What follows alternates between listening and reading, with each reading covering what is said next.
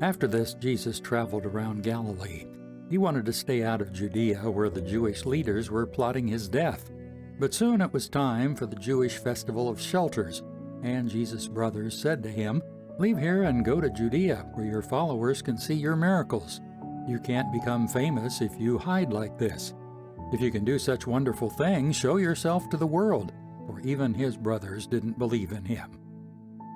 Jesus replied, "Now is not the right time for me to go, but you can go anytime. The world can't hate you, but it does hate me because I accuse it of doing evil.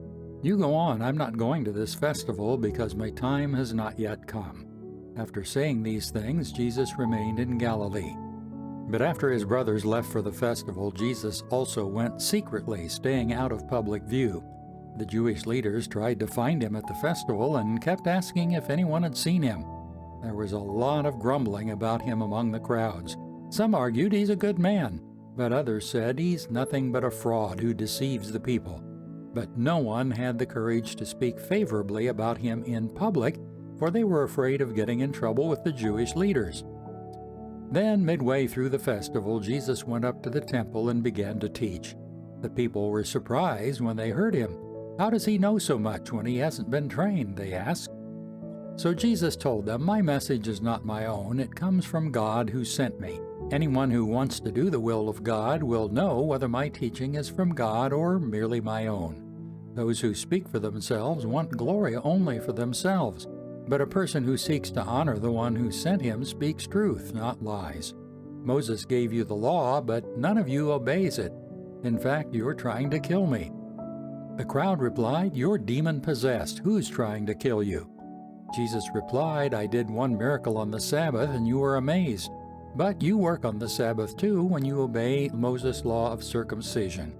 Actually, this tradition of circumcision began with the patriarchs long before the law of Moses. For if the correct time for circumcising your son falls on the Sabbath, you go ahead and do it, as to not break the law of Moses. So why should you be angry with me for healing a man on the Sabbath? Look beneath the surface so you can judge correctly. Some of the other people who lived in Jerusalem started to ask each other, "Isn't this the man they're trying to kill?" But here he is, speaking in public, and they say nothing to him. Could our leaders possibly believe that he is the Messiah? But how could he be?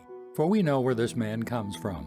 When the Messiah comes, he will simply appear. No one will know where he comes from.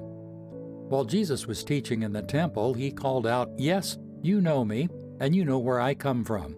But I am not here on my own. The one who sent me is true, and you don't know him. But I know him because I come from him, and he sent me to you." Then the leaders tried to arrest him, but no one laid a hand on him because his time had not yet come. Many among the crowds at the temple believed in him. After all, they said, "Would you expect the Messiah to do more miraculous signs than this man has done?" When the Pharisees heard that the crowds were whispering such things, they and the leading priests sent temple guards to arrest Jesus. But Jesus told them, "I will be with you only a little longer. Then I will return to the one who sent me. You will search for me, but not find me, and you cannot go where I am going." The Jewish leaders were puzzled by this statement. Where is he planning to go, they asked. Is he thinking of leaving the country and going to the Jews in other lands? Maybe he will even teach the Greeks.